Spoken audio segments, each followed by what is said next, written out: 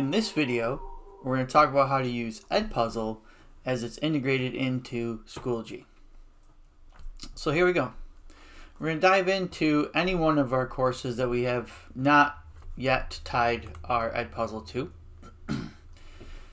And on our left-hand side here, we're going to find Edpuzzle. This will be previously set up by your district admin. And we click Edpuzzle. And if you haven't already signed in, it'll ask you to sign in. If you've already signed in, it's going to say this message here, and then we're just going to hit OK. So now our Schoology course is now linked to our Edpuzzle account. So the next thing we're going to do is we're going to jump over to Edpuzzle.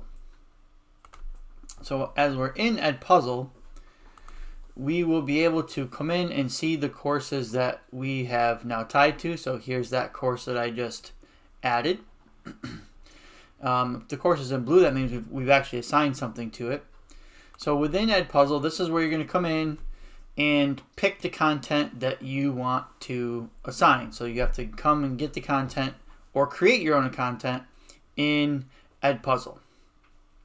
So say I want this one into it. So if you want to take this Go Noodle, if you need to edit it, you have that ability to edit, copy, and assign. Now if I click assign from within Edpuzzle, I see my Schoology courses, but I can't click on them. And that's because you then assign the material to the Schoology courses from Schoology. So you just come in and get the content, set up when you want that to be assigned, if you want a due date for it, whether you want kids to be able to skip or not, and have closed captions turned on. And then you see you can't assign it from here. You can just click later. Now that that content is there, I'm going to go back over to Schoology. So it's nice to have both tabs open. From here, I will go to my class where I want that Edpuzzle account to go. So I'm just going to use my demo course. So if I click on Edpuzzle in this course, which has been linked, I'm going to see currently student progress based off of the assignments I've put in here. So I've currently put in 2 assignments ahead. I can see what was there, and I can see out of my students how many turned that assignment in. If I go to an assignment that's already been in, so for example this least common denominator assignment, and I click on it from the teacher perspective, I'm going to see a preview of the video. I'm going to see my students that have signed into it and their progress, how much they've gone into and whether it's been turned in or not. So that's for something that's already been assigned. So if I want to assign a new Edpuzzle, I'm going to either use the green plus sign or add material. I'm going to click Edpuzzle, which should show here on the right hand side because IT's already tied it in. And this should bring up the content that I linked in my Edpuzzle account. From here, click on the watch button, and now I get the button to assign it. Remember, in Edpuzzle, I didn't get this assign button. So now I click assign. This is to the course. Again, you have those final controls, and click assign one more time. And now that shows up right here.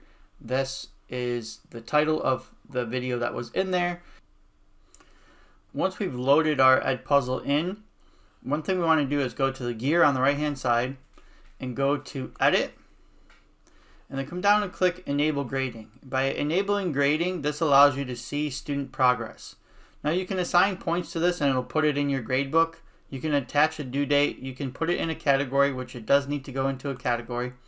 You can select your scale, where it's going, individually assign it, all through the enable grading, and click to save changes for that one. That way, when you've got that set up, when you come in and open it, you'll be able to see your student progress on that video. So you've got to enable grading in order to see student progress for that. Now as a student, when I come in as a student to look at this, I'm going to still see it within a sequence. Click on the assignment. It will open the video within Edpuzzle, and I can hit play and start watching the video. And as it gets to these hot spots and I have to respond to them or do my work that my teacher has put into it, it's going to start tracking all those things just like it would if it was working in Edpuzzle itself. And then as a teacher, you will be able to see student progress in Schoology because we've turned on that grading feature. And that is kind of how you can integrate Edpuzzle within Schoology. Again, you're going to tie your classes together, pick your content in Edpuzzle, go to Schoology, assign your content from Schoology, enable the grading, and then your students will be able to see their Edpuzzle assignments, and you'll be able to see student progress all within the Schoology platform. Thanks for watching.